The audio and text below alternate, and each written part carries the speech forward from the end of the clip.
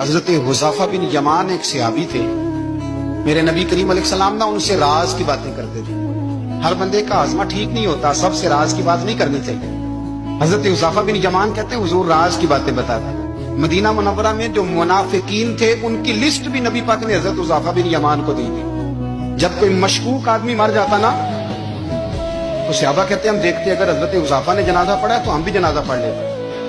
نبی پاک نے بھی کچھ جنازے نہیں پڑھے، ترمذی میں ہے، فرمایا عثمان سے جو بغض رکھے اس کا جنازہ نہیں پڑھیں گے۔ حضرت حذیفہ بن یمان اگر جنازہ پڑھتے تو لوگ پڑھتے، وہ نہ پڑھتے تو لوگ جنازہ نہ پڑھتے۔ حضرت حذیفہ بن یمان کہتے ہیں جناب عمر فاروق کی خلافت کے آخری ایام تھے، کچھ دنوں کے بعد وہ شہید ہو گئے۔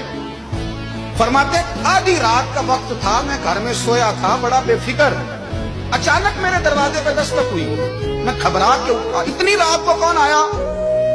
اتنے قربان جاؤں، دروازے پہ گیا تو امیر المومنین فاروق اعظم دروازے پہ۔ میں نے کہا عمر کوئی حکم تھا تو مجھے بلا لیتے۔ کہنے لگے میں نا امیر بن کے نہیں آیا، تیرا ویر بن کے آیا۔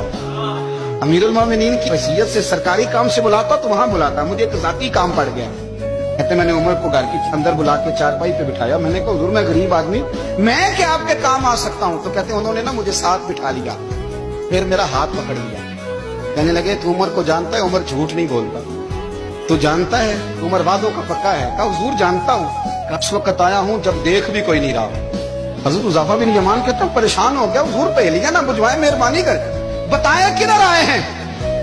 حضرت عمر فاروق فرمانے لگے 62 سال کا ہو گیا ہوں، 63 میں چل رہا ہے، داڑھی سفید ہو گئی ہے، بل پک گیا، اٹھ فریدہ ستیا، داڑھی آ گئی پور، اگا نیڑے آ گئے، پیچھا رہ گئی دور، اب قبر اشر کا معاملہ صاف نظر آنے لگا ہے۔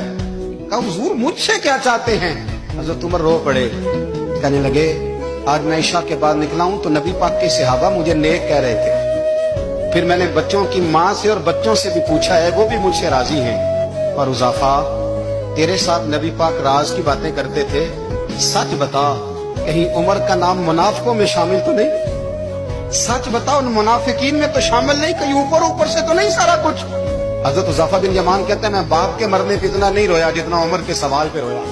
میں قدموں میں بیٹھ گیا، میں نے کہا نہیں عمر یہ تو میں نے نہیں سنا، لیکن یہ میں نے نبی پاک سے ضرور سنا ہے کہ میرے بعد اگر کوئی نبی ہوتا تو عمر ابن خطاب ہوتا۔ یہ میں نے اپنے کانوں سے سنا ہے کہ عمر جس گلی سے گزرے شیطان راستہ بدل جاتا ہے۔ یہ میں نے اپنے کانوں سے سنا ہے کہ 950 سال حضرت جبریل جناب عمر کی شان بیان کریں تو پھر بھی بیان نہیں ہو سکتا۔ یہ میں نے ضرور سنا۔ دوستو ساری زندگی حضرت عمر نے اگر دوسروں کا محاسبہ کیا تو اپنا اور اپنے بچوں کا بھی کڑا خیال رکھا۔